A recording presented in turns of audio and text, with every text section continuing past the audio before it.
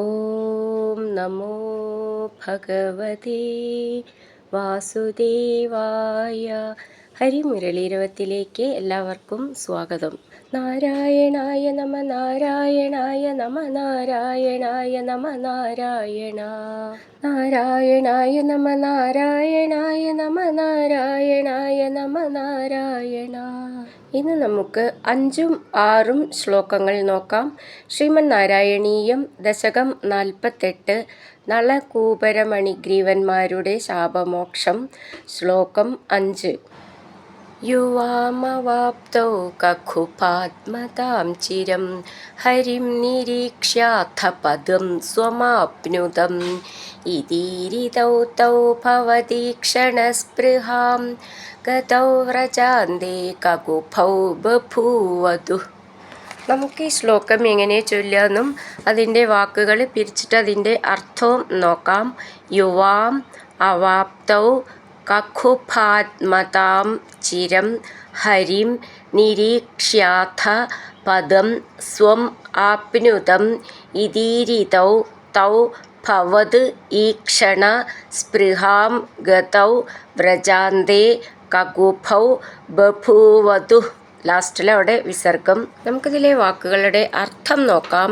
യുവാം നിങ്ങൾ രണ്ടുപേരും, അവാപ്തൗ പ്രാപിച്ചിട്ട്, കകുഭാത്മതാം മരുതുവൃക്ഷങ്ങളുടെ രൂപം, ചിരം വളരെ കാലമായി, ഹരിം വിഷ്ണുവിനെ, നിരീക്ഷ്യ കണ്ടറിഞ്ഞിട്ട്, അഥ പിന്നീട്, പദം സ്ഥാനം, സ്വം സ്വന്തമായ, ആപ്നുതം പ്രാപിക്കട്ടെ, ഇതി എന്നിപ്രകാരം, ഈരിതൗ പറയപ്പെട്ടവരായ, തൗ അവർ രണ്ടുപേരും, ഭവദീക്ഷണസ്പൃഹാം അങ്ങയെ കാണാനുള്ള ആഗ്രഹത്തെ, ഗതൗ പ്രാപിച്ചവരായി, വ്രജാന്തേ ഗോകുലത്തിനു സമീപം, കകുഭൗ മരുതുവൃക്ഷങ്ങളായി, ബഭൂവതു തീർന്നു. നമുക്കിതിലെ അക്ഷരങ്ങൾ നോക്കാം. യുവാം അവാപ്തൗ ചേർന്നിട്ടാണ് യുവാം അവാപ്തൗ. കകുഭാത്മതാം ഭ എന്നുള്ള അക്ഷരം നന്നായിട്ട് ഊന്നി പറയണം. താമ ചേർന്നാണ് മ എന്നുള്ളത്. ചിരം ഹരിം നിരീക്ഷ്യാഥ ക്ഷ എന്നുള്ള അക്ഷരം നന്നായിട്ട് ഊന്നി പറയണം. ഥ എന്നുള്ള അക്ഷരവും നന്നായിട്ട് ഊന്നി പറയാനുള്ളതാണ്. പദം ത എന്നുള്ളത് ദയയിലത്തെ. സ്വം ആപ്നുതം അത് ചേർത്തിട്ടാണ് സ്വമാപ്നുതം. ഇതീരിതൗ തൗ ഇതീരിതൗ തൗ അതൊക്കെ ആവാനുള്ള ചിഹ്നം ശ്രദ്ധിച്ചോളൂ കേട്ടോ. തൗ എന്നൊക്കെ ആവാനുള്ളത്. ഭവദീക്ഷണസ്പൃഹാം ഭവത് എന്നുള്ളതിൻ്റെ ഭാന്ന് നന്നായിട്ട് ഊന്നി പറയണം. ക്ഷ എന്നുള്ള അക്ഷരം നന്നായിട്ട് ഊന്നി പറയണം. ഗതൗ വ്രജാന്തേ കകുഭൗ ഇവിടെയും അതേപോലെ ഭൗ എന്നുള്ള അക്ഷരം നന്നായിട്ട് ഊന്നി പറയണം. ബഭൂവതു അവിടെ ലാസ്റ്റിൽ വിസർഗം, വിസർഗത്തോടു കൂടെ നിർത്തണം. ബ എന്നുള്ളത് മൃദുവായിട്ട് പറഞ്ഞാൽ മതി. ഭൂ എന്നുള്ളത് നന്നായിട്ട് ഊന്നി പറയണം. ബഭൂവതു.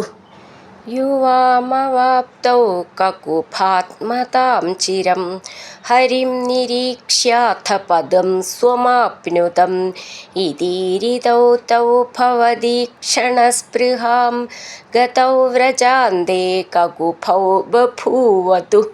അടുത്തത് 6ാമത്തെ ശ്ലോകം.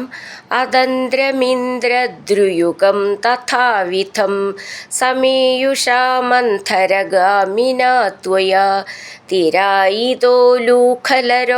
നിർധുതൗ ചിരായ ജീർണൗ പരിപാദിതൗ തരു.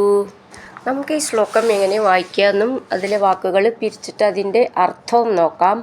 അതന്ത്രം ഇന്ദ്രദ്രുയുഗം തഥാവിധം സമേയുഷ മന്ഥര ഗാമിനാ ത്വയാ തിരായിതോലൂഖല രോധ നിർധുതൗ ചിരായ ജീർണൗ പരിപാദിതൗ തരു.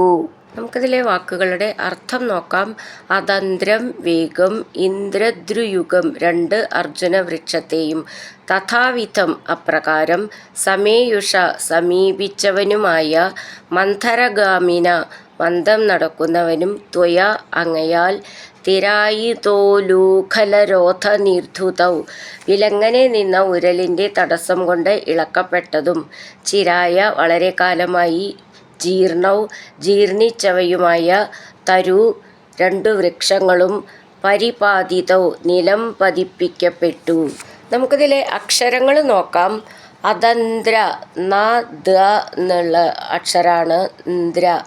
അതന്ത്ര മിന്ദ്ര അത് രണ്ടും ഒരേപോലത്തെ അക്ഷരാണ്.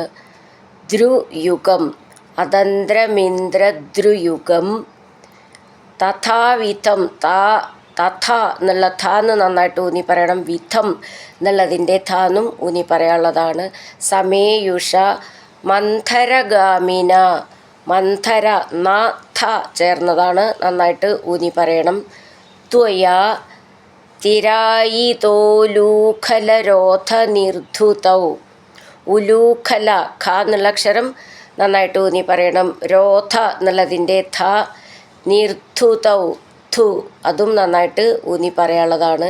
ചിരായ ജീർണൗ പരിപാതിതൗ തരൂ തരൂന്ന് നീട്ടിയിട്ട് അങ്ങനെ നിർത്താം.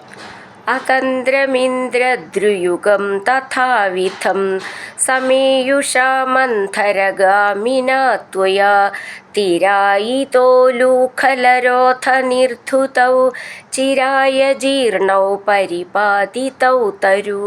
ഹരിനാരായണ ഗോവിന്ദ ജയ നാരായണ ഗോവിന്ദ. ഹരിനാരായണ ജയ നാരായണ ഗോവിന്ദ ഗോവിന്ദ ഗോവിന്ദ.